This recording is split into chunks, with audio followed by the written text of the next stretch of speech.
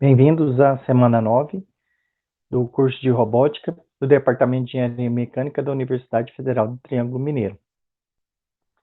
Nesta semana 9, vamos fazer a simulação da modelagem dinâmica dos robôs. Principalmente aqui, vamos usar como exemplo o robô que a gente modelou teoricamente na semana passada. Então, nesta semana, nesse vídeo, vamos ver como plotar os gráficos dos esforços na articulação 1 e na articulação 2 ao longo do tempo, tanto no MATLAB quanto na simulação do Adams. Vamos começar aqui pelo MATLAB. Aqui eu apresento para vocês o código necessário aí para poder inicialmente obter um modelo simbólico, né, um modelo teórico.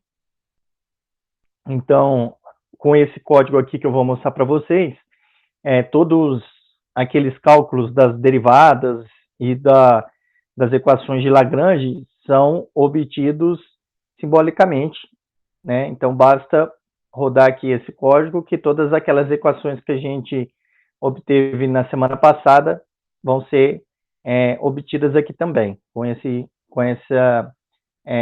essas funções que eu vou mostrar aqui para vocês agora. Primeiro, como em todos os códigos, né, a gente usa o CLC, o Clear All e o Close All, nenhuma novidade. Declaramos aqui todas as variáveis simbólicas, né, do nosso modelo. Então, temos aqui a massa M1 e a massa M2, né, do corpo 1 e do corpo 2, do nosso mecanismo robótico. Depois temos aqui IX1 e Y1 e IZ1, né, sendo os elementos da diagonal principal da matriz de inércia do corpo 1 e o mesmo para o corpo 2, X2, Y2 e Z2. G, né, para indicar aqui o valor da gravidade. Temos aqui Q1, Q2, Q1 ponto, Q2 pontos, Q1 ponto, ponto, Q2 ponto, ponto, para indicar aqui as posições, velocidades e acelerações das articulações. Torque, que vai ser a variável que vai armazenar as nossas respostas dos esforços, tá? Então, apesar de chamar torque, atenção para esse ponto aqui, às vezes gera alguma confusão, eu chamo aqui de torque, mas a resposta torque 1 vai ser correspondente, de fato, a um torque, porque é uma junta rotativa. Já o torque 2, como a gente viu na semana passada, na verdade é a força, né, porque é uma junta prismática. Então, apesar da variável chamar torque, nós vamos ter para juntas rotativas, de fato, o torque, e para juntas prismáticas, torque, na verdade, é a resposta da força, ok? Temos aqui também os parâmetros geométricos, que, na verdade, nós simplificamos lá, né, no nosso modelo,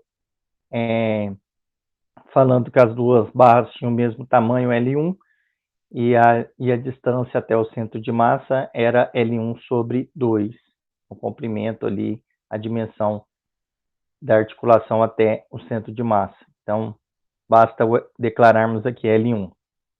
Em seguida, o que a gente vai ter aqui no nosso código? R1 vai ser a matriz, né, de rotação que vem da matriz T01, né? Ou da T0CM1, tá? No caso de usarmos o sistema de coordenadas equiponentes, né, vai dar a mesma matriz R1, tá? Então, tanto faz se você pegar a matriz dos cossenos diretores da T01 ou da T0CM1, que vai dar na mesma aqui nessa parte do cálculo. O R2, mesma coisa, tá? Mas caso você tenha dúvida, né, sempre pegue da matriz T01, caso você esteja querendo falar da rotação, né, da orientação da articulação, do referencial da articulação, e pegue da matriz T0CM1, caso você queira, né, rotação, orientação do centro de massa.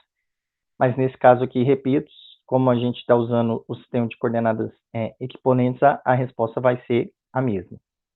Depois temos aqui I1 e I2, né, que são as matrizes de inércia, né, como a gente comentou na semana passada, eu estou pegando em relação aos eixos principais de inércia, então os elementos fora da diagonal, eles são nulos, né, então está aqui a matriz em relação aos eixos principais de inércia, que é aquele eixo que está posicionado no centro de massa do corpo, né, e que tem a orientação de tal forma que os valores fora da diagonal são nulos, ok?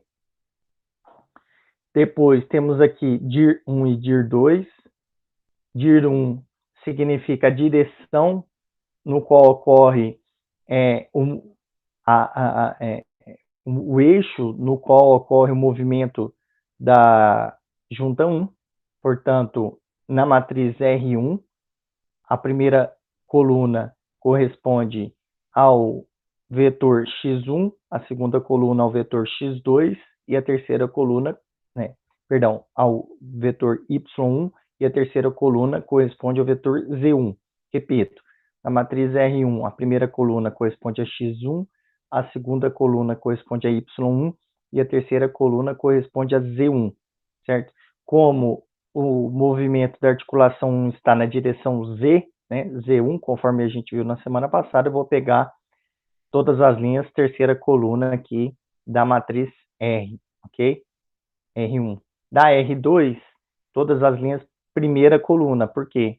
Porque aqui nós temos X2, Y2 e Z2, respectivamente a primeira, a segunda e a terceira coluna. Como o eixo no qual ocorre o movimento de articulação 2 é o eixo X, né, o X2, né, usando novamente, repito, o sistema de coordenadas equivalente, nós temos aqui, então, todas as linhas, primeira coluna da matriz R2, vai nos dar, então, o eixo no qual está ocorrendo aí o movimento da articulação 2.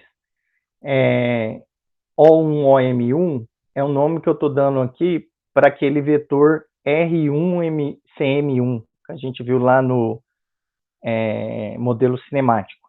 Lembre que é aquele vetor, né, que liga a junta 1 ao centro de massa 1, escrito no referencial da base, né, que eu chamei lá de R1, CM1. Aqui eu estou chamando de O1, OM1. É apenas o nome que eu estou dando aqui para a variável, mas a resposta é aquela que a gente obtém lá no modelo cinemático. Depois O1, OM2, que, repito, lá no modelo cinemático, seria o vetor R1CM2, né? O vetor utilizado para calcular os jacobianos. Então, é assim que a gente segue aqui, ó, com o cálculo dos jacobianos, né? Para o centro de massa 1, nós temos aqui duas colunas. Então, esse aqui seria a influência da junta 1 no centro de massa 1, e aqui a influência da junta 2 no centro de massa 1. Como a junta 2 está depois do centro de massa 1, o jacobiano, né, a influência da junta 2 no centro de massa 1 é 0.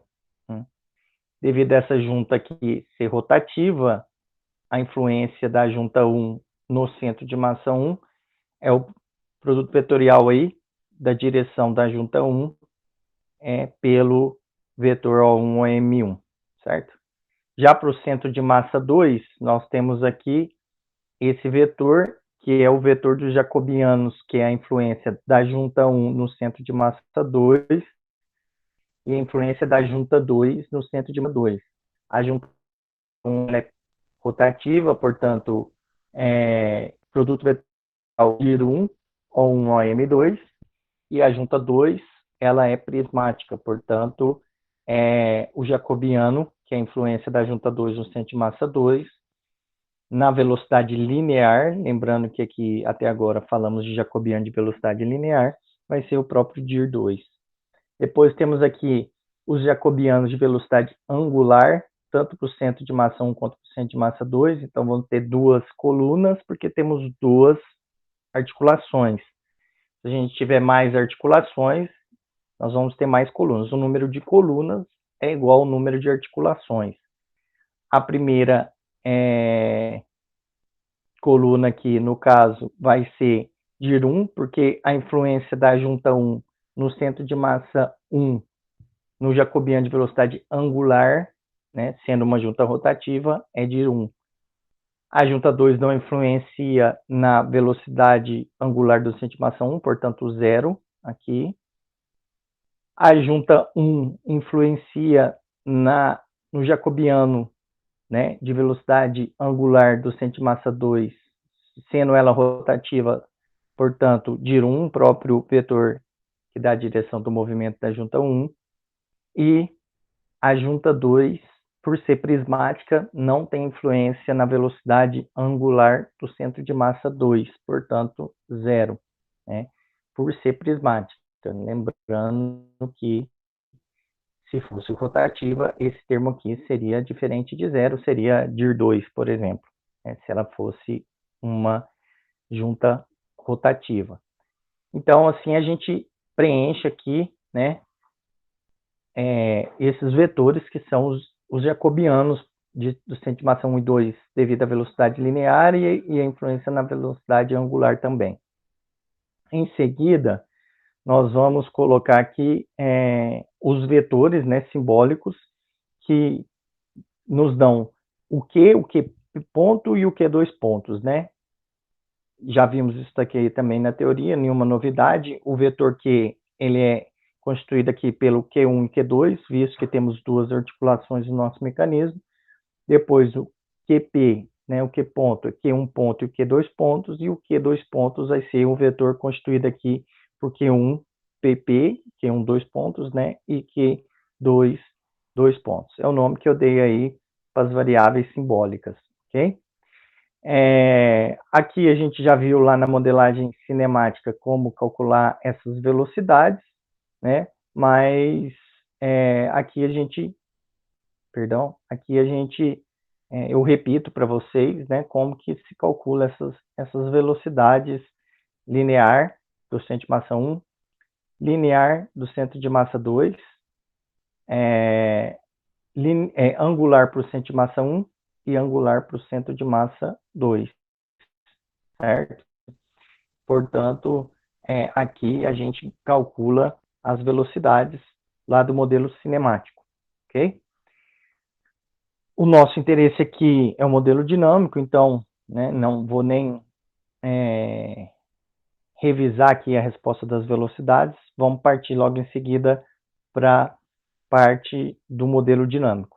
Bem, então, o que a gente vai precisar para o modelo dinâmico, né? A gente vai precisar das alturas, né, do centro de massa 1 e do centro de massa 2, né? Conforme eu mostrei para vocês no vídeo da semana passada, vai ser a coordenada y, né, da matriz T0CM1, então vai me dar aqui meio de L1 seno de Q1, e a coordenada y da matriz T0CM2, que vai nos dar aqui 1,5 L1 mais Q2 vezes seno de Q1. Então, aqui eu estou usando, né, Q1 e Q2, ao invés de θ1 e D2, mas é o nome da variável, vocês podem chamar com o nome que vocês preferirem, tá? Então, assim, se a gente tiver um robô que tenha 3 corpos, né, 4 N corpos, a gente vai repetir esse procedimento para cada um dos corpos, né? Para cada um dos corpos, a gente vai precisar do vetor rotação, depois do vetor da matriz de rotação, da matriz de inércia, vamos precisar da direção do movimento, né? Vamos precisar de definir os jacobianos de velocidade linear e angular para todos os centros de massa. Vamos precisar de acrescentar aqui a quantidade de articulações, né, de QIs necessários aí para representar o nosso mecanismo, né? Essa parte do cálculo da velocidade linear e angular, né, não tem nenhuma diferença lá do modelo cinemático, então segue a mesma metodologia. Em seguida aqui, a gente vai precisar também, né, expandir, caso a gente tenha mais de 2 corpos, né, as alturas aqui, calcular as alturas para cada um dos centros de massa, né, que, repito, vem da coordenada y da matriz T0CM, CM que você quiser analisar. Então, a gente vai precisar colocar isso aqui para todos os CMs. Depois, na sequência, a gente precisa calcular aqui, ó, essa variável D. Né? O que é essa variável D? Ela corresponde à energia cinética total do mecanismo. Né? Então, vai ter a soma das componentes de energia cinética devido à velocidade linear e devido à velocidade angular para cada um dos centros de massa. Então, na verdade, aqui eu simplesmente estou somando tudo isso. Tá? Então, vou fazer M2 JVCM2 transposto. Perceba que aqui tem uma aspa simples, ó, para indicar transposto no MATLAB. Ponto aspa simples significa o transposto. Então, eu tenho aqui M, V transposto V, né, igual a gente viu lá no termo da energia cinética devido à velocidade linear. A única diferença é que aqui, ao invés de colocar a velocidade, eu estou colocando os jacobianos, tá? Depois, percebam, eu repito, para a energia cinética devido à velocidade linear da junta 1, então, ó, do centro de massa 1, então tem aqui centro de massa 2, JV, JV, depois centro de massa 1, JV, JV, né? Para cada um a sua massa respectiva. Então, M2, JVCM2 transposto, JVCM2, M1, JVCM1 transposto, JVCM1.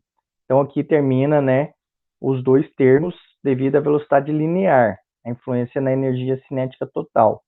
Depois aqui vai aparecer o termo devido à velocidade angular, né, do CM2. Então, vai ser, conforme aquela equação que eu mostrei para vocês, né, na semana passada, o I no referencial dos eixos principais de inércia, né, no referencial baricêntrico, pré-multiplicando aqui por R2 e pós-multiplicando por R2, para poder passar para o referencial global e pré-multiplicando aqui por J ômega CM2 e transposto, aqui tem um transposto, J ômega CM2, para poder calcular, então, a energia cinética devido à velocidade angular do centro de massa 2. E o mesmo para o centro de massa 1.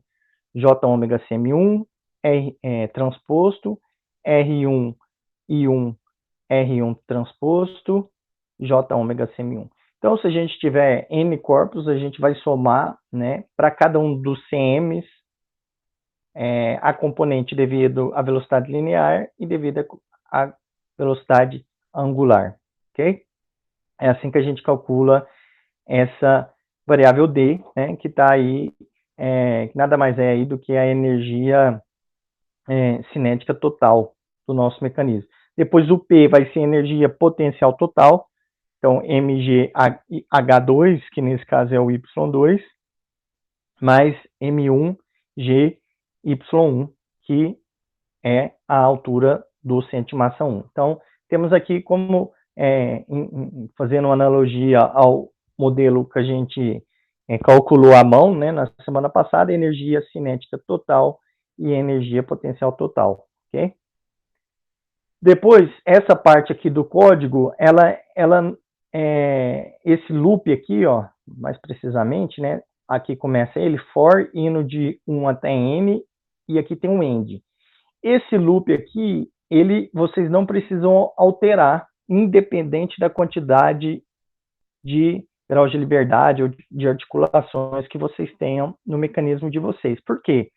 Porque aqui, ó, vocês só vão precisar de alterar o valor do N, que é a quantidade de articulações. Então, por exemplo, se eu tenho 2 juntas no meu mecanismo, N igual a 2. Se eu tenho 5 articulações, N igual a 5. Porque depois, o loop ele é feito aqui automaticamente, de 1 até N, ou seja, ele vai repetir, né, todos os cálculos para cada uma das articulações. E dentro aqui do loop, né, o que está sendo feito? Está sendo feito aqui, se vocês separarem, né, está sendo utilizado aqui o comando diff, que faz o quê? As derivadas. Então, a grande vantagem, né, de se utilizar aqui o MATLAB, né, ou qualquer outro pacote, o software de cálculo simbólico, está aqui, ó, nesse loop. Esse loop é o grande segredo aqui da modelagem dinâmica. Todas aquelas derivadas parciais que a gente calculou à mão, né, na semana passada, estão sendo feitas aqui para a gente automaticamente pela toolbox de cálculo simbólico do MATLAB. Então, aqui no final, a variável torque, ela vai ser um vetor, né, cuja quantidade de elementos é igual à quantidade de articulações.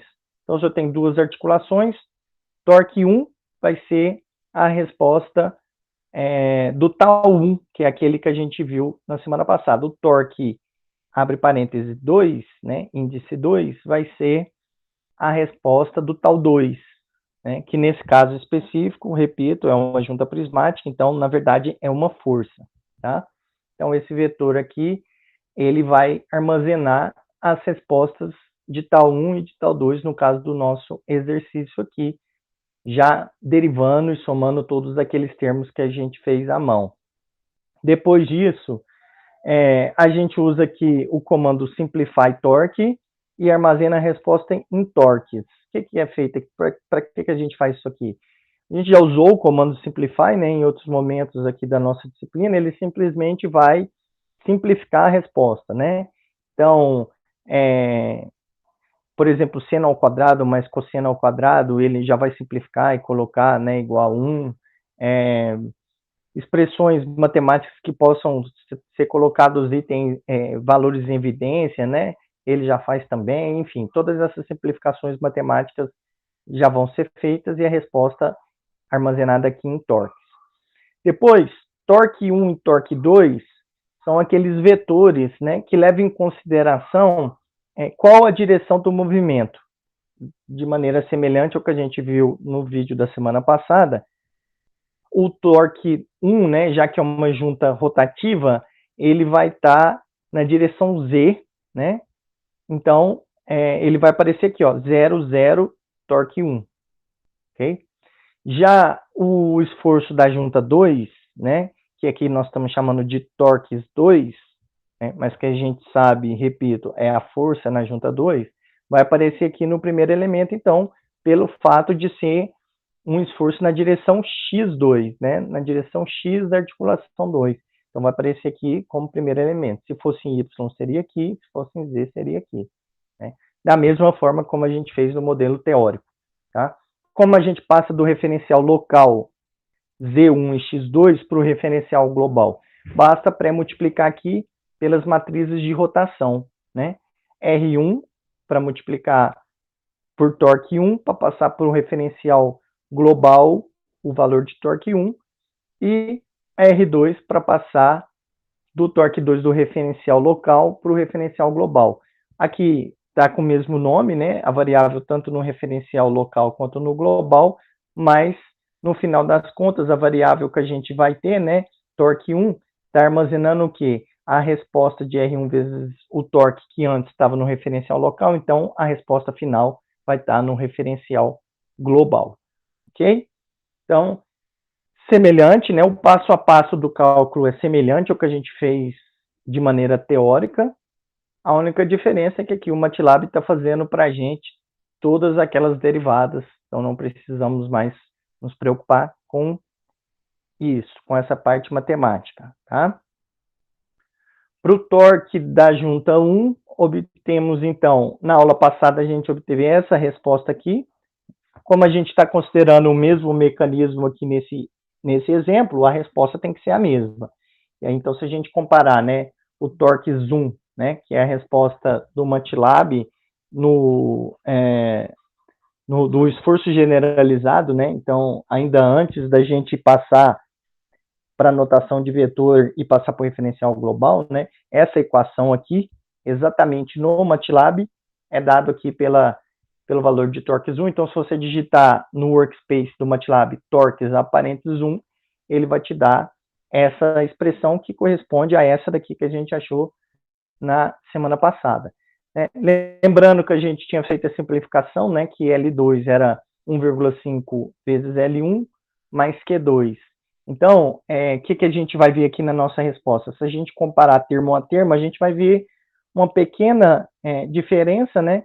Porque no caso a gente estava usando L2 lá no modelo teórico e aqui a gente está usando 1,5 L1 mais Q2. Então, se a gente substituir aqui onde tem L2, né, na nossa resposta, aqui, aqui e aqui, 1,5 vezes L1 mais Q2, a gente vai achar exatamente essa resposta aqui, ok? Vamos ter que fazer o quadrado, né, da soma de dois termos, então vai dar 1,5 ao quadrado, L1 ao quadrado, mais 2 vezes Q2 vezes 1,5 vezes L1, né? Então, tudo isso está aparecendo aqui nesse termo aqui, por exemplo, ó, tá? Depois, mais Q2 ao quadrado, então vai aparecer aqui também o termo de Q2 ao quadrado, tá? Depois, esses termos aqui, ó, M1, L1 quadrado, IZ1 e Z2, estão aqui, ó, IZ1, IZ2 e M1, L1 ao quadrado, tá?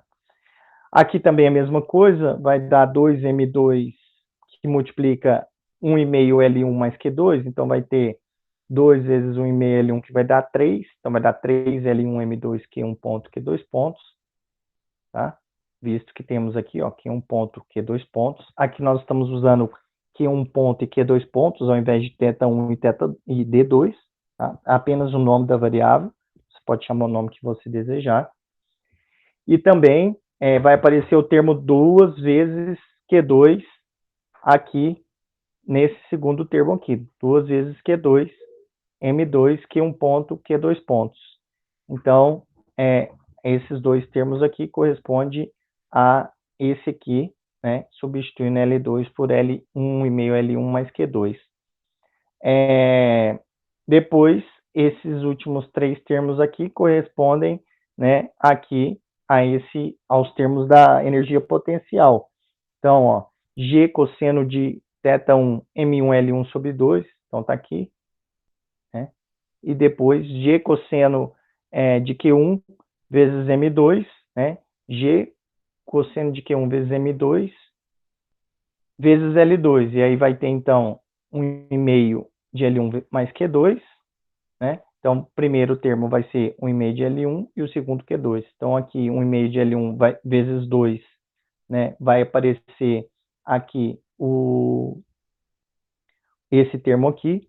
Na verdade, aqui está 3 dividido por 2, que vai dar 1,5, certo? E depois o último termo, Q2, vai aparecer aqui. Então, basta fazermos essa mudança de variável que vocês podem comparar, tá? Não é necessário comparar quando vocês estiverem fazendo o trabalho de vocês, né? No trabalho, não é necessário fazer a parte dos cálculos à mão, das derivadas à mão, tá? Aqui eu fiz apenas para mostrar para vocês que funciona, que o código do MATLAB calcula a resposta exatamente como se a gente estivesse fazendo à mão, certo?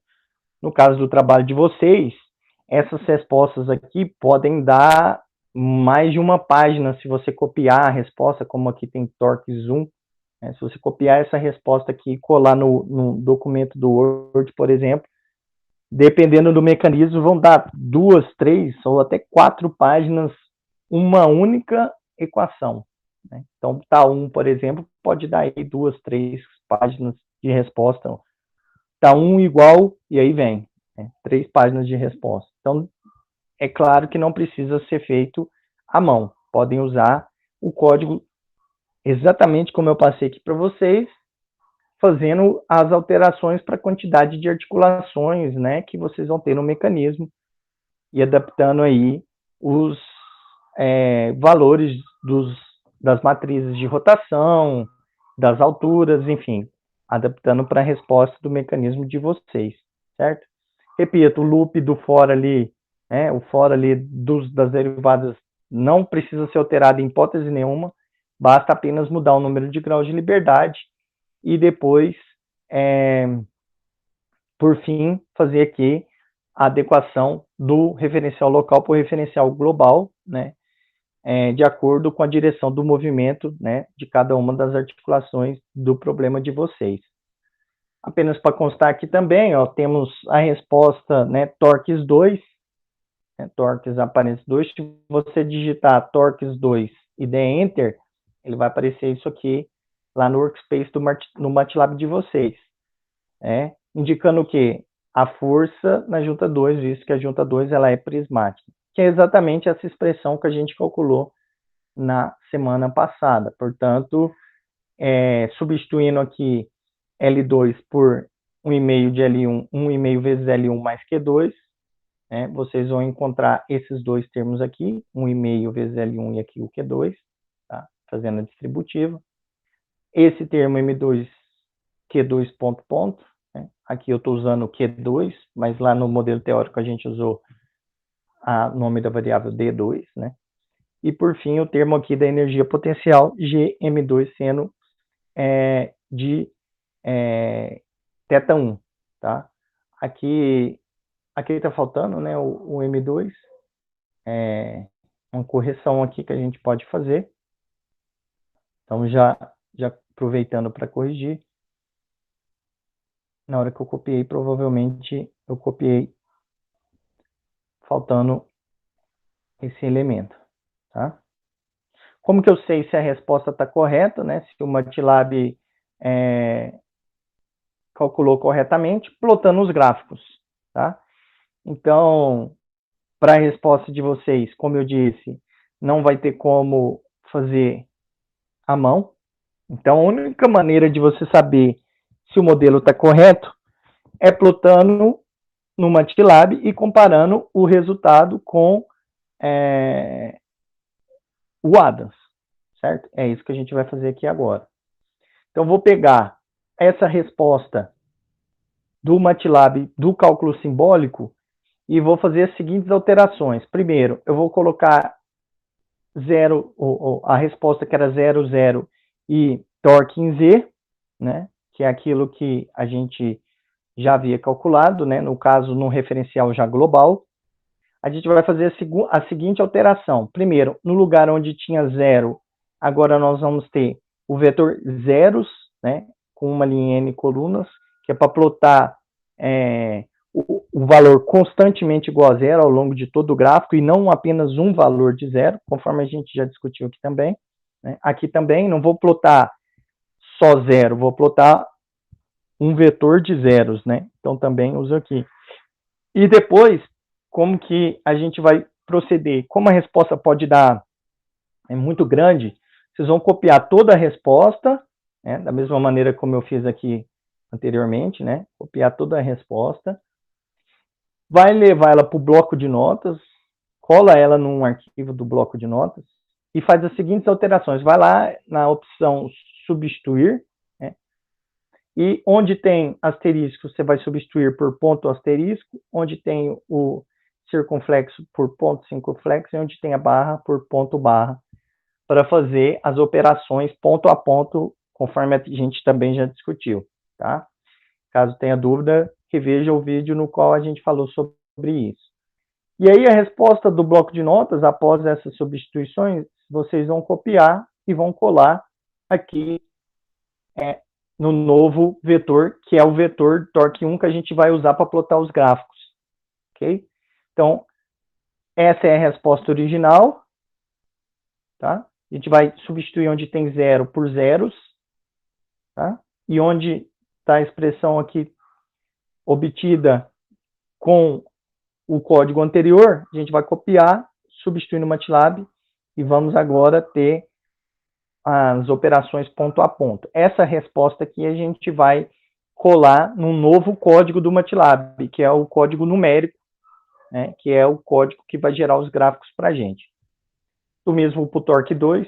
Aqui eu estou até mostrando no bloco de notas como que eu faço, ó, como que vocês devem fazer. Torques 2 está aqui. Né? Aqui, ó, percebam, até o ponto e vírgula é o esforço da junta 2 na direção X. Lembram lá que tinha, quando a gente passa do referencial local para o referencial global, multiplicando pelo cosseno. Cosseno de Q1 vezes tal 2, e em y, seno de Q1 vezes tal 2. Então, localizem aí onde está o ponto e vírgula, ó. A primeira parte é o esforço na direção x, a segunda parte é o esforço na direção y, e a terceira é o esforço na direção z. Vamos copiar um por um, então, e fazer as alterações para criarmos aí o código do MATLAB que vai plotar os gráficos para a gente. Então, a primeira expressão e a segunda, estou copiando elas aqui no bloco de notas. Aí vocês vão aqui, né, em editar, substituir. No meu caso aqui está replace, né, mas vocês vão localizar aí no bloco de notas de vocês a opção substituir.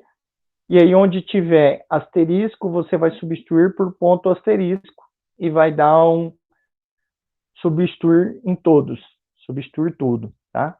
Clicou, ele vai vir aqui, localizar onde tem os asteriscos, substituir por ponto asterisco. Tomem cuidado para não clicar duas vezes, porque senão ele vai substituir a primeira vez o asterisco por ponto asterisco, depois ele vai substituir o asterisco por ponto asterisco de novo, vai ficar ponto, ponto, asterisco. Então, fiquem atentos para não acabar clicando duas vezes, tá?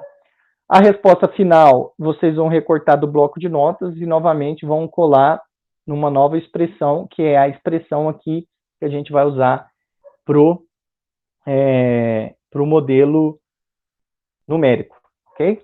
Onde tinha zero, coloca zeros e assim por diante.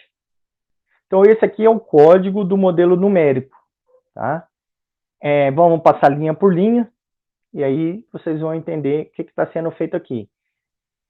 A gente já falou sobre isso também, mas é importante que seja um código separado. Por quê? Porque aqui, ó, as variáveis elas não são mais simbólicas, elas são numéricas, elas têm valores. Então, se você manter no mesmo código, você não consegue rodar, né, tendo declarado antes como simbólico e agora virando numérico. O MATLAB se perde aí na hora de fazer o cálculo, ok? Então, cria um código separado, tá? E aqui vocês vão pôr, então, o n, o número de pontos que vocês vão simular, o tempo total, vão criar aqui o vetor dos tempos e vão definir os valores de todas as variáveis. L1 é o tamanho da barra, então o mesmo tamanho que você digitar, que você criar o seu mecanismo lá no Adams, é o tamanho L1 que vai estar aqui no seu modelo numérico. As massas, vocês também vão pegar esses valores lá do Adams, vou mostrar para vocês a seguir como fazer isso. Todos os valores de inércia, da matriz de inércia, vão estar aqui também, né? Depois, o valor da gravidade, tá? Mesmo valor lá do Adams. Depois, vocês vão definir os movimentos das articulações, então Q1, Q2, Q1 ponto, Q2 pontos, Q1 ponto ponto, Q2 ponto ponto. Tá? Então aqui eu estou definindo movimentos harmônicos com um período de 5 segundos, né, para coincidir aqui com o tempo total da simulação, mas isso não é obrigatório, você pode simular mais de um período, pode simular metade do período, ou pode mesmo nem usar funções harmônicas. Se você quiser usar aqui uma expressão polinomial, exponencial, seja ela qual for. A única questão é que Q1 ponto é a derivada de Q1. Então, o valor que você escolher aqui para Q1 está amarrado com o valor de Q1 ponto. Como assim? Você deriva, né? Então, ó, π dividido por 2 seno de 2π tempo sobre 5. Qual que é a derivada dessa equação? Né? Dessa função aqui. É π sobre 2 vezes cosseno, derivada do seno é cosseno, de 2π tempo sobre 5 vezes 2π sobre 5, né? Que é a derivada do argumento. Então, vai ficar aqui, ó, 2π sobre 5 vezes π sobre 2 vezes cosseno de 2π tempo sobre 5, né? Então, a derivada em relação ao tempo. Deriva à mão e coloca a resposta aqui para indicar para vocês todos os movimentos das articulações. Já falamos também, mas não custa lembrar das amplitudes. Aqui, π sobre 2 é uma amplitude que está em radianos. E assim eu sugiro que vocês façam, tá? Por quê? Porque a resposta aqui vai estar em senos e cossenos. Então, o argumento das funções sin e cos do MATLAB tem que estar em radianos. E a unidade final dos esforços, ao usarmos radiano, sairá em Newton, e Newton vezes metro. Portanto, usem aqui as unidades no sistema internacional. É assim que eu sugiro para vocês, né? Metros, quilos, né? Metros por segundo ao quadrado para aceleração da gravidade, radiano para amplitude do movimento das articulações rotativas e metros para as amplitudes dos movimentos das articulações prismáticas, certo? Derivou uma vez, achou que é um ponto. Derivou mais uma vez, achou que é um ponto, ponto. Né? Então, a derivada do cosseno vai ser aqui, ó, o menos o seno, por isso que aparece sinal negativo. Né? E aí, π sobre 2, seno de 2π tempo sobre 5, que multiplica 2π sobre 5 ao quadrado. Né? Já tinha 2π sobre 5 aqui, vezes 2π sobre 5 de novo, então vai aparecer o quadrado. E assim a gente faz também para a articulação 2. Tá? A resposta do bloco de notas lá que a gente ajustou, né? Já no referencial global, portanto, aqui o esforço da junta 1 apenas em Z e o da junta 2 com a sua componente em X e Y, já com as substituições do bloco de notas, né? Então, passando de vezes, ponto vezes, dividido, vocês veem aqui ponto dividido, ó, e o expoente ponto circunflexo aqui. Portanto, todas as substituições feitas, vocês copiam a resposta e colam aqui no novo arquivo do MATLAB, ok? Feito isso, entramos para os plots. Tá? Nenhuma novidade nos plots. Só um detalhe aqui que é importante comentar, que eu destaquei em vermelho. Percebam que aqui eu sempre ploto ó, tempo, torque da junta 1, que é esse aqui, 1 todas as colunas, para plotar o torque na junta 1 na direção X. Depois, torque 1, 2, todas as colunas, para plotar a segunda linha, né, que vai ser aqui o torque na direção Y, todas as colunas, porque eu tenho todos os valores de tempo, e torque 1, porque é o esforço da junta 1. Aqui eu coloquei um negativo, ó, por quê?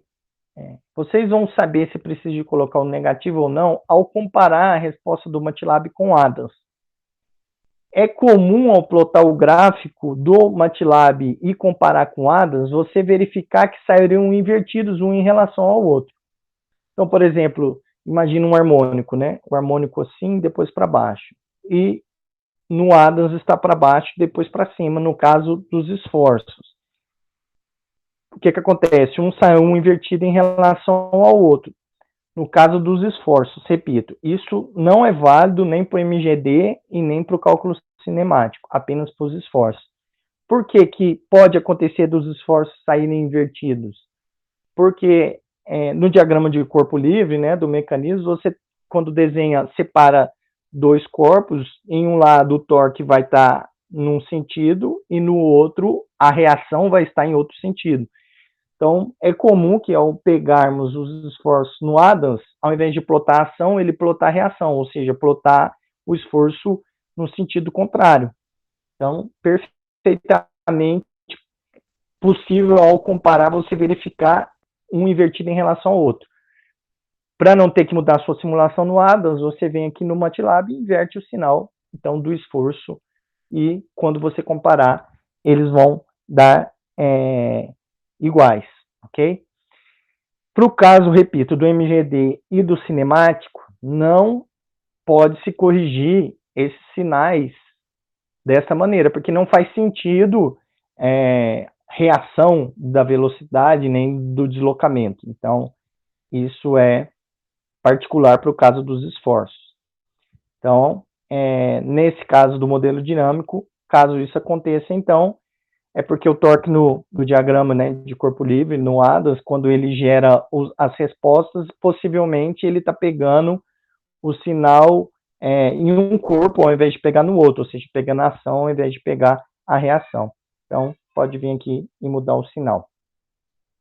Então, aqui está a resposta para a articulação 1, A articulação 1 ela é rotativa, portanto, o torque na direção Z do MATLAB e aqui do Adams. Como que a gente vai pegar isso no Adams, né? Ao abrir a janela dos gráficos, vocês vão vir aqui, ó, em Motion 1, depois em Element Torque e depois X, Y ou Z, tá? No caso aqui, eu estou plotando os três juntos. Como que eu faço para plotar os três juntos? Desmarca aqui a opção Surf, ó, clica em X e adiciona a curva. Depois clica em Y, adiciona a curva. Depois clica em Z e adiciona a curva. Então, assim você consegue plotar as três respostas no mesmo gráfico. Caso a opção Surf esteja marcado, quando você clicar em X, ele vai plotar só X. Quando você clicar em Y, vai plotar só Y e assim consequentemente. Nesse caso aqui, ó, vocês verificam que X em Y é nulo, assim como está aqui, né? E depois em Z, temos aqui, ó, exatamente a mesma resposta do nosso modelo teórico, certo? Eu marquei aqui algumas opções, ó, eu criei um datatype na posição inicial, sugiro que vocês sempre comecem analisando o ponto inicial para ver se bate, então aqui 29, menos 29.1, aqui a bolinha também na posição inicial, então x igual a 0 menos 29.1, então, ok. Depois nós temos aqui os pontos de mínimo e máximo, ó. O ponto de mínimo aqui no Adams está dando menos 35,0, aqui está dando menos 34,8. Então aí está vendo uma diferença de 0,2. Aceitável, certo, pessoal? Faço questão de mostrar esse exemplo para vocês verem que uma ordem de erro dessa é aceitável, ok? Digamos que até 1 Newton, né? Aqui nós estamos falando de torque, né? Se vocês olharem aqui a unidade, é newton-metros, né? No eixo Y aqui, ó. Então, 1 newton-metro de diferença ainda é aceitável, ok? Outra coisa que a gente analisa aqui, né, a posição máxima, ó, 17,55, aqui 18,2. Então, aqui está uma diferença de 0,7, 0,6 aproximadamente, também, como eu disse, aceitável, ok? Por fim, a gente analisa o perfil da curva. Olha, desceu, depois subiu, desceu de novo, e aqui teve um comportamento oscilante aqui próximo do zero, e depois desceu de novo, ó, tá vendo? Ó? Exatamente igual. Tá? Então, o perfil da curva deve ser o mesmo.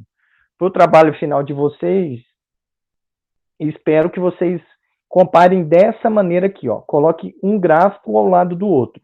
Tá? Evitem colocar um gráfico num slide e colocar o outro gráfico em outro slide, porque você precisa ficar indo e voltando no slide para poder comparar. Mantenham no mesmo slide, tá? Marquem os pontos máximo, mínimo, o valor inicial, e assim vocês conseguem comparar para saber se a resposta está batendo.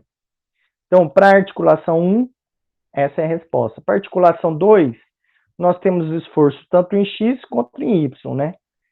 Então, aqui em X, Motion 2, aqui a junta 2 ela é prismática, portanto, ao invés de Element Torque, a gente vai pegar Element Force, ó.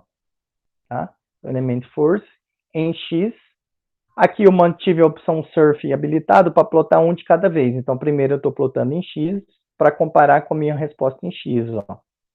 Então, essa é a força da articulação 2 na direção X. Na condição inicial, ó, menos 6,287. Então, aqui na condição inicial, onde está a minha bolinha, ó, 6,2868. Aqui está batendo até na terceira casa, até na segunda casa depois da vírgula, certo? A terceira casa depois da vírgula que diferenciou, mas se eu arredondar aqui de 28,68 para 28,7, bate até a terceira casa depois da vírgula. Né? Valor máximo aqui está dando 6,365, aqui também na nossa resposta. A mínima está aqui, menos 12,59, e aqui no MATLAB também, menos 12,59. Então, mostro para vocês que é possível cravar aí até a segunda, terceira casa depois da vírgula. Depois, vou manter aqui em Motion 2, elemento força, e agora vou escolher a direção Y e a Z. Estou plotando as duas juntas, portanto, eu desmarquei a opção Surf, A resposta em Y está aqui, e a em Z, aqui vocês veem, ó, na legenda em azul, 0, assim como a nossa resposta é 0, ok? E em Y, né? Condição inicial que está dando 0, assim como a nossa. O valor máximo está dando aqui 22,12, 12,52. O nosso está dando 22,13, né? Se você arredondar com duas casas depois da vírgula, bate também. E a mínima está dando aqui menos 0,5648, aqui menos 0,5363. Então tem aí o erro na terceira casa decimal, ok? Perfeito. Assim que vocês comparam aí para poder saber se o modelo dinâmico de vocês está correto. Então peguem o código que eu estou passando e adapte para o problema de vocês, ok? Revejam o vídeo na explicação ali do código do MATLAB para vocês saberem exatamente o que precisa ser alterado em cada linha do código, beleza? Algumas dicas para uma correta simulação, né? Sempre se inicia pela comparação dos resultados do MGD. Então, eu nunca resolvo um problema de dinâmica de robôs indo direto para o torque. Tá? Eu faço o MGD, ploto o resultado do MGD no MATLAB, no ADAS e comparo. Bateu? Pronto, eu tenho certeza que o meu MGD está correto. E a gente já viu que um MGD incorreto nem adianta fazer o cinemático e o dinâmico, porque uma coisa depende da outra. A primeira coisa, conferir um MGD. Em seguida, o modelo cinemático. Então, vou fazer o modelo cinemático, gerar os resultados no MATLAB, comparar com ADAS, bateu, ok. Já sei que os meus jacobianos estão corretos, já sei que as minhas velocidades estão corretas. Em seguida, né, depois que tudo está correto, é que a gente vem para o modelo dinâmico. E aí, quando a gente compara o modelo dinâmico, sabendo que o cinemático e o MGD está correto, caso a gente veja que não bateu o dinâmico, significa que tem algum erro apenas na parte do modelo dinâmico. Tá?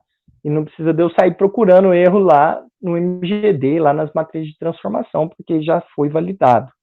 Então, é passo a passo que a gente valida o nosso modelo dinâmico. Caso o gráfico está invertido, como eu disse, né, em relação ao ADAS, você pode inverter o sinal no plot do MATLAB. Tá? Caso as amplitudes não sejam as mesmas, eu comparei MATLAB com ADAS e a amplitude não está batendo. Primeira coisa que vocês vão fazer, né, se tiver maior do que um erro aí, um erro aceitável, né, de 2 newton-metros ou newtons para força, né? Vocês vão confirmar as unidades, tá? Já falamos sobre as unidades aqui, e caso você tenha feito os exercícios, refeito os exercícios, né, que a gente viu aqui, né, nas videoaulas, se você tenha tentado fazer, né, sem olhar a resposta, provavelmente você deve ter quebrado um pouco a cabeça aí, pensado um pouco com relação às unidades. Porque é importantíssimo que as unidades do seu código estejam iguais às unidades do ADAS. A maior fonte de erro ao comparar e ver que não bateu as amplitudes é ter escolhido unidades inconsistentes, uma unidade para o MATLAB e outra para o ADAS. Portanto, sugestão, usem sempre Sistema Internacional para todos os parâmetros. Caso a unidade não seja o problema, coloque os valores das massas e das inércias iguais a 1, tanto no MATLAB quanto no ADAS, e simula novamente. Vocês viram ali, né, que eu coloquei o valor de massa e de inércia, que eu falei para vocês que a gente pega no ADAS. Vou mostrar para vocês ainda como a gente pega isso lá no ADAS. Mas caso não bata, possivelmente você trocou os valores das inércias. Tá? Como as inércias dependem do referencial, já falamos sobre isso, se você tiver trocado o referencial, você pegou as inércias trocadas, portanto, a resposta não vai bater. Então, como que eu sei se o problema está nos valores das inércias, se eu peguei correto ou não?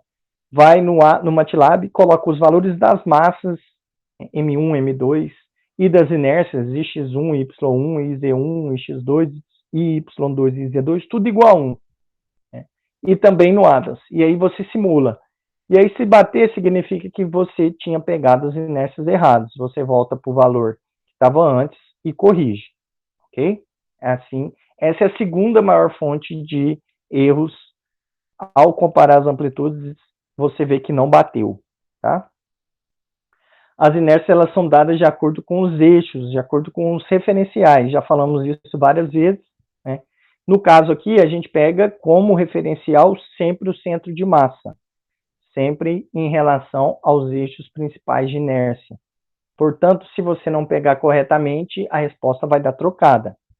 Como que isso é feito, então? Vamos lá para o MATLAB, para o Adams. Depois que você tiver desenhado o seu mecanismo, aqui está o mecanismo do nosso exemplo, né, uma junta rotativa e outra prismática, o que você vai fazer? Você vai vir aqui, ó, clica com o botão direito em cada um dos corpos, né, faça isso para cada um deles.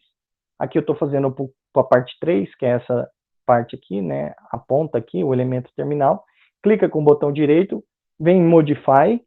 Quando você clicar em Modify, vai abrir essa janelinha aqui, ó. Tá? Aí você vai clicar aqui em Show Calculated Inertia. Com isso, ele vai mostrar aqui para vocês os valores da massa desse corpo e dos valores da diagonal principal da matriz de inércia, ou seja, o Ix, o Iy e o Iz. São esses valores aqui, ó, que vocês precisam copiar e colocar no código do MATLAB. Ok? Entendido até aí? Depois vocês vão repetir também para a parte 2. Clica com o botão direito, vem em Modify, Show Calculated Inertia, pega os valores que vão aparecer e vão colocar no MATLAB. Uma coisa que eu já disse e repeti inúmeras vezes até aqui é que as matrizes de inércia dependem do referencial e que nós estamos pegando o referencial do centro de massa. Portanto, se os eixos principais de inércia coincidirem com os eixos do centro de massa, os elementos fora da diagonal vão ser nulos, que é o que a gente está fazendo aqui.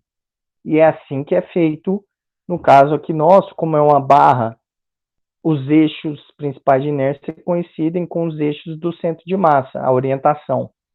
Tá?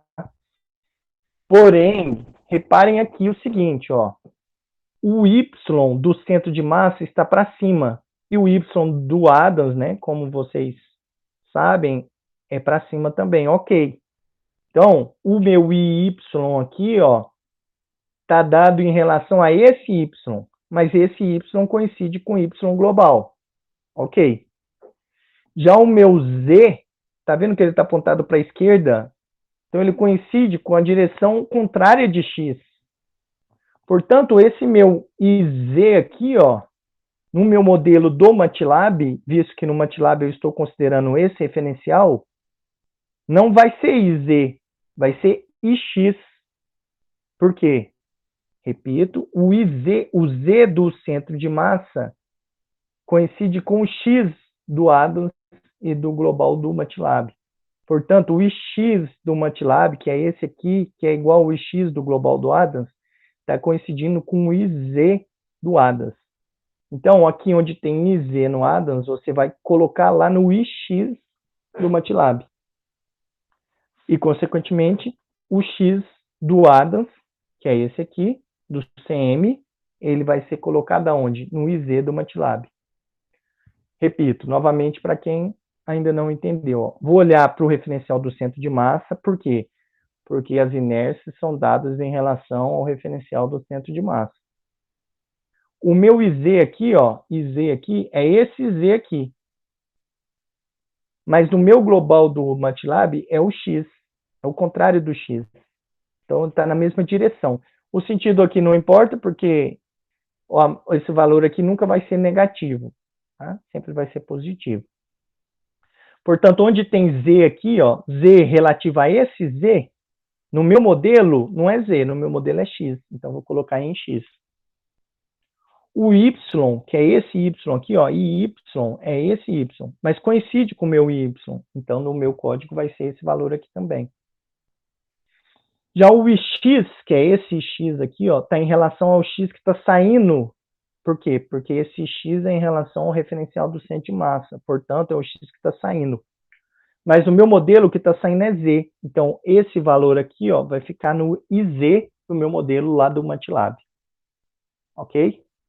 Então, ix e z. Nesse caso, nesse exemplo que eu estou fazendo aqui, eles estão trocados, então eles devem ser trocados no MATLAB. No seu problema, você vai ter que avaliar. Você vai abrir o desenho, vai ver o referencial do centro de massa e vai comparar com o referencial global, trocando aquilo que for necessário. Mais um indicativo que está trocado é o seguinte, ó, eu estou usando esse referencial. Então, se eu tenho uma barra desenhada aqui, ó, ao longo do eixo X, né, a barra está na direção horizontal, ou seja, ao longo do eixo X. Qual deve ser o menor valor de I? Lembrando que I é a dificuldade para girar em torno dos eixos. Então, imagina essa barra aqui, ó, verde. É mais difícil eu girar ela em torno. Imagine que você coloque o seu dedo ali, ó, bem no centro de massa da barra Z, da barra verde, tá? Bem ali naquele centro de massa, aqui, ó. Coloca o dedo aqui, ó. Segura a barra ali naquele ponto, tá? Nesse ponto aqui, ó, nessa origem aqui. E agora gira a barra em torno de Y. Depois gira a barra em torno dessa direção horizontal e depois gira a barra em torno da direção perpendicular, como se fosse um ponteiro de um relógio aqui, ó. Então, para girar em torno de Y, ela vai girar entrando e saindo do papel. Para girar em torno de Z, ela vai girar em torno do próprio eixo dela, do eixo da barra, que nesse caso é o eixo horizontal X global ou Z local. E para girar em torno de X, do centro de massa, ou Z global, ela vai girar como se fosse um ponteiro de um relógio. Qual que é a menor dificuldade, né? Qual oferece menor resistência para esse giro? Sem dúvida nenhuma, na direção X global e Z do centro de massa. Certo? Por isso que quando a gente fala que as inércias dependem do referencial, é porque se o meu referencial do centro de massa estiver diferente do local, do global, a gente vai ter que fazer esse ajuste aqui. Okay? E é aqui que muita gente confunde e ao simular as amplitudes não batem, certo? E aí, como que eu vou saber se a amplitude não bateu porque eu confundi na hora de copiar essas inércias? Vem aqui ó, no Adams e coloca tudo igual a 1. Deleta isso aqui, coloca 1, 1, 1, 1. Tanto para a massa quanto para as inércias. Vai lá no MATLAB, coloca tudo igual a 1 e simula de novo. Se a resposta bater, é por causa que você estava confundindo na hora de copiar aí as inércias. Ok? Para a gente finalizar aqui, eu vou comentar com vocês como a gente exporta o modelo do SolidWorks para o Adams. Né? Muito comum a gente achar complicado ou improdutivo desenhar no próprio Adams, né? Dependendo aí do modelo, né? Aqui eu tenho braços robóticos simples, mas imagine um robô humanoide, imagine, né? Um modelo com vários graus de liberdade, você ficar desenhando ali no Adams é difícil. Principalmente se você quiser desenhar essa barra aqui, ó, não no eixo X global, mas no eixo Z global. Então, ela estaria saindo do papel. Você teria que girar essa imagem, colocar uma vista lateral para poder desenhar. Aqui no SolidWorks é muito mais fácil. Perceba que aqui ó, você tem um referencial do SolidWorks. Então, o X para a direita, o Y para cima e o Z para a esquerda. Portanto, aqui você pode desenhar o seu corpo da maneira como você quer que ele fique lá no Adams. Certo? Se eu desenhar essa barra aqui na direção de X, quando eu exportar para o Adams, ela vai sair na direção de X. Okay? Aqui eu estou desenhando, ó, perceba que aqui ó, no SolidWorks, quando você clica em origem, ele marca a bolinha aqui onde está o meu 000 do modelo. Tá? Então, se eu desenhar a minha barra a partir da origem assim, lá no Adams, ela também vai sair assim. Ou seja, ela não vai sair igual essa barra aqui, não. Por quê? Porque a origem ela está na metade da barra, né, na altura, com relação à altura. E aqui ela está bem na extremidade superior, na quininha lá de cima, ó. Então, se eu quiser desenhar exatamente igual aqui, ó, eu terei que desenhar com a origem exatamente no mesmo ponto. Para quando a gente exportar pro Adams, sair no mesmo plano, na mesma direção, o nosso desenho. Se eu desenhar aqui na direção X, não tem como, quando eu importar lá, a barra sair para cima. Por quê? Porque ele mantém a mesma orientação e a mesma origem no desenho da montagem. Tá? Então, se eu tenho um desenho de montagem, 2 barras, por exemplo, eu não posso exportar cada barra do seu desenho separado. Por quê? Porque no desenho separado, às vezes, a origem da barra seja coincidente. Eu desenhei uma barra aqui, depois eu desenhei outra barra, mas partindo da mesma origem. Quando eu importar lá no Adams, vai vir uma barra em cima da outra. Então, eu tenho que fazer o quê? Tem que fazer um arquivo no SolidWorks da montagem, porque aí uma barra vai estar posicionada em relação à outra e ambas em relação à origem nesse arquivo da montagem.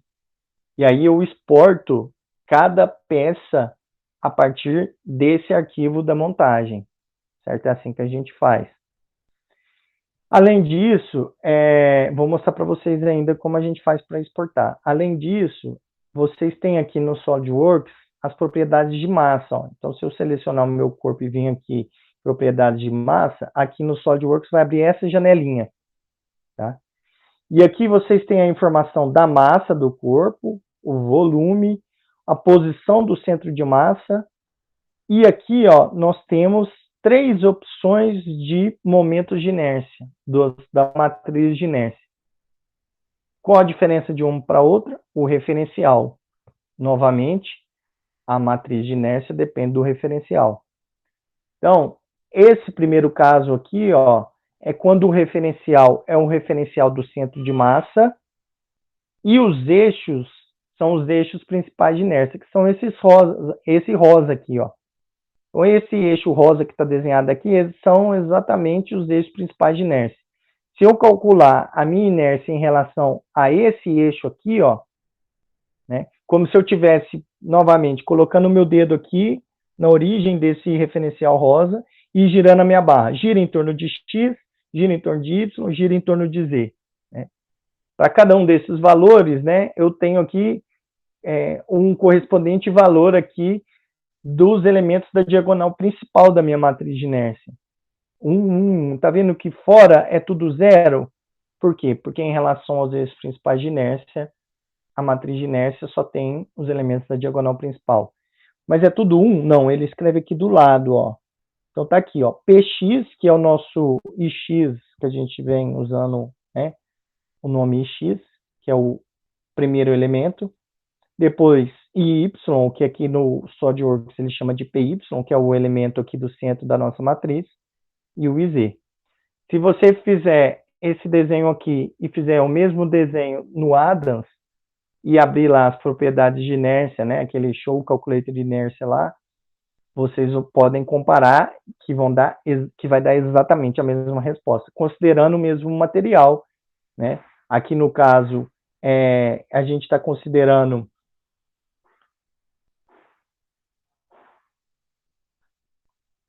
aço, ó, certo? Aqui tem o material, o Adams.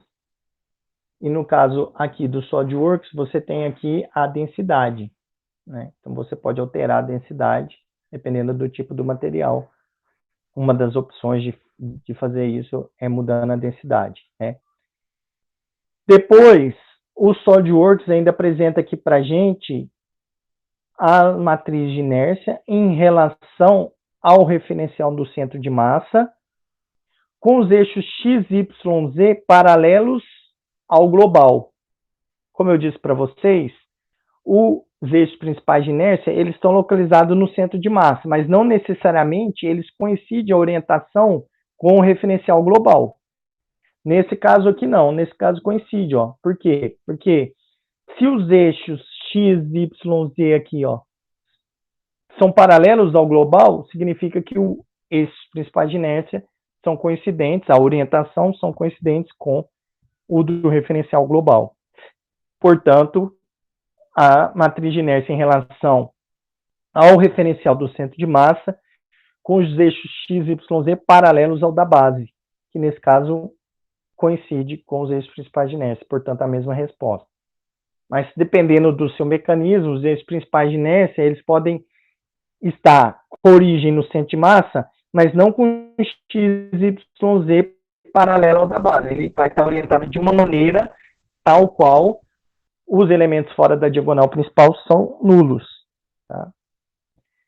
Nesse caso aqui, como é igual, vai dar a mesma resposta. Se não, sempre aqui vai dar nulo para os eixos principais de inércia. E aqui, se for paralelo ao da base e não coincidir, os elementos fora da diagonal principal vão dar diferente de zero. Okay?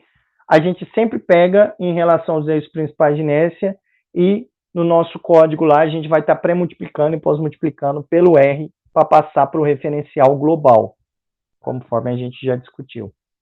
E por fim, aqui, ó, nós temos os eixos, os valores da inércia em relação à origem, tá? Com os eixos paralelos ao global. Por que que muda? Porque agora essa barra vai estar girando não em relação a esse eixo, mas vai estar girando em relação à origem. Como se eu viesse aqui, colocasse o meu dedo na quininha ali, ó, e girasse a minha barra em torno desse ponto. Para girar a barra em torno desse ponto, eu tenho aqui outros valores de inércia, ok? E, consequentemente, valores fora da diagonal principal, ok?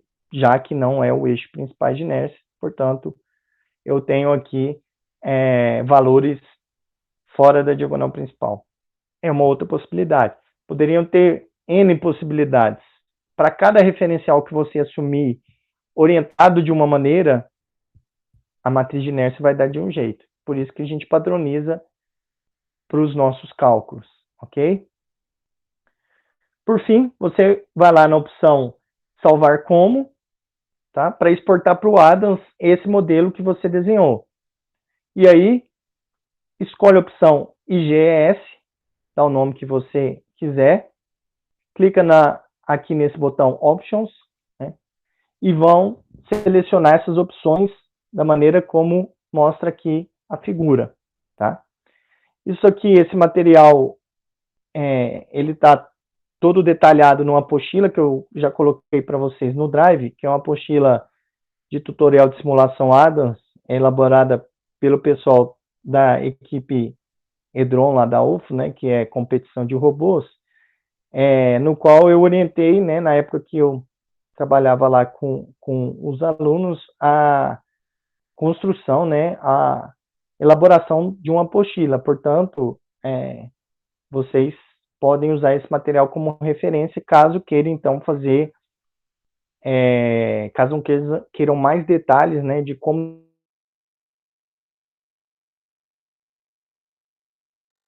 que eu destaco, que aparecem lá na apostila e que eu destaco aqui para vocês. Uma dica para poupar o esforço futuro aí. Por exemplo, se eu tenho uma montagem, né, com vários corpos, né, como eu disse para vocês, a gente vai exportar o arquivo da montagem, né? E a gente vai sempre exportar um corpo separado do outro no que diz respeito à ação do atuador. Então, por exemplo, imagine que aqui eu tenho 3 corpos, 2 motores e essa barra que vai girar aqui devido a esse motor girando. Então, essa barra gira em relação a esse motor, mas esse motor não gira em relação a esse outro motor aqui. Como que a gente faz? Eu posso agrupar esses 2 motores, visto que eles não vão mover um em relação ao outro, tá? E exportar.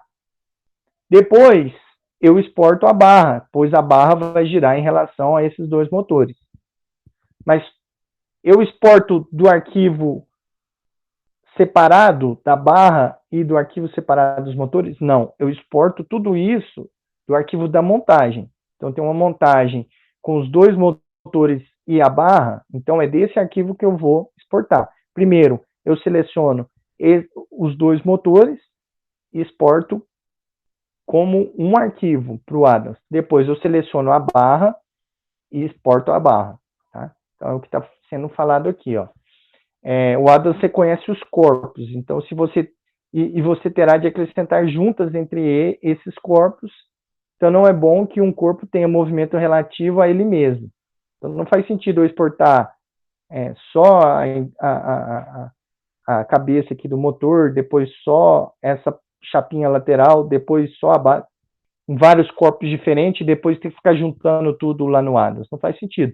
Eu exporto tudo que não tiver movimento relativo entre si como um arquivo só. Então, a melhor maneira, o melhor é separar sua montagem em submontagens nas quais as peças envolvidas não têm um grau de liberdade entre elas. Então, tenho aqui uma montagem única, não vou exportar todo mundo junto. Vou exportar os dois motores uma vez e depois eu vou exportar a chapinha. Por isso que tem um X aqui. Eu não exporto toda a minha montagem em um arquivo só. Exporto separado aquilo que não possui grau de liberdade entre si. Assim, ilustro as figuras abaixo. Na figura da esquerda, as peças não têm movimento relativo entre elas. Já na da direita, o frame se movimenta em relação aos motores. Logo, o todo não pode ser um único corpo. Eu não posso exportar tudo junto. Então, eu venho no arquivo da montagem. Por que do arquivo da montagem? Porque aqui eu vou saber onde um corpo está em relação ao outro. Se eu exportar do arquivo que eu desenhei a chapinha, eu vou estar com a minha origem, por exemplo, aqui. Imagina que eu comecei a desenhando a peça com a minha origem aqui. Depois eu desenhei os motores, mas a partir de uma origem, digamos, estivesse aqui. Quando eu abrir lá no Adams, a minha origem vai estar aqui. E aí eu vou ter esse corpo aqui e essa chapinha virada aqui em cima da origem, no mesmo ponto. Por isso que a gente exporta da montagem, porque é diferente desse outro caso, a chapinha vai vir aqui em cima e o motor vai vir aqui do lado, todos com relação à origem da montagem e não dos desenhos separados, ok? Outra dica, quando a peça é importada no Adams, o mesmo referencial e a mesma posição são adotados do SolidWorks, que é o que eu disse para vocês. Então, a mesma origem e a mesma orientação vai estar lá. Se a barra foi desenhada na horizontal, ela vai ser importada na horizontal. Sendo assim, é interessante salvar as submontagens de uma montagem principal para não ter o trabalho de mudar a posição das peças no Adams posteriormente. Então, aqui, ó, o que isso quer dizer? Em outras palavras, se quer salvar um subassembly como um corpo, abra a montagem principal e delete as outras peças. Você vai vir aqui no arquivo da montagem total, e se você quiser exportar, por exemplo, o pé, você vai exportar como uma peça do arquivo total. Então, você vem aqui e seleciona o pé, ou a perna, ou o braço, peça por peça. Selecionou, você vai lá e exporta. Seleciona a próxima peça, vai lá e exporta. Do arquivo total, do arquivo da montagem, certo? É assim que a gente faz algumas dicas aí. Exportou do SolidWorks, vocês vão abrir o Adams, né? Vão criar um arquivo novo no Adams, né? Um novo projeto. E aí vocês vão lá na opção arquivo importar, né? E aí vai abrir essa janelinha aqui. E aí, no tipo de arquivo, procure IGS. Ó. Então, você vai clicar aqui com o botão direito, nesse quadrado aqui em branco, nesse quadro em branco aqui, clica com o botão direito, vai aparecer essa janelinha, você vai vir aqui em Part, Create, certo? Quando você clicar em Create, vai abrir essa outra janela, você vai dar o nome que você queira para o corpo, né? Se você quiser chamar de corpo 1, corpo 2, ou mesmo dar nomes mais intuitivos, como braço esquerdo, braço direito, dependendo do seu modelo, tá? Dá um OK, aí vai voltar aqui para essa janela, e aí você vai clicar agora 2 vezes na opção File to Read, ó, aqui nessa janela aqui. Dá duplo clique aqui, e aí vai aparecer uma janela para você escolher qual que é o arquivo que você quer carregar. E aí, como a opção aqui já está IGS, né, você vai selecionar o arquivo IGS que você exportou lá do Solid. Feito isso, o corpo já vai aparecer automaticamente no seu modelo do ADA. Ok? É assim que a gente faz quando a gente quer um modelo mais elaborado, que você tenha, você pode usar todos artifícios aí, todas as ferramentas de desenho, de CAD do SolidWorks, né? O Addons não é especializado em CAD, e sim em CAI, né? Portanto, a parte CAD dele é bem simplificado e assim você aproveita aí os benefícios do Solid alinhados com os benefícios do Addons, ok? Assim a gente encerra aqui essa semana 9, tá? E com isso vocês já conseguem fazer o projeto na parte dinâmica. Peguem o exercício que foi passado para vocês no trabalho, na parte 1 do trabalho, e usem ele como exemplo para vocês estudarem, tá? E façam até o modelo dinâmico, ok? Troquem ideias, estudem, revejam os vídeos, tirem dúvidas, de tal maneira que a parte 2 do projeto vai ser você repetir todo esse procedimento para um mecanismo que eu vou passar individualmente para cada um de vocês, ok? Então é assim, a gente encerra a semana 9, nos vemos na semana 10. Até mais, obrigado.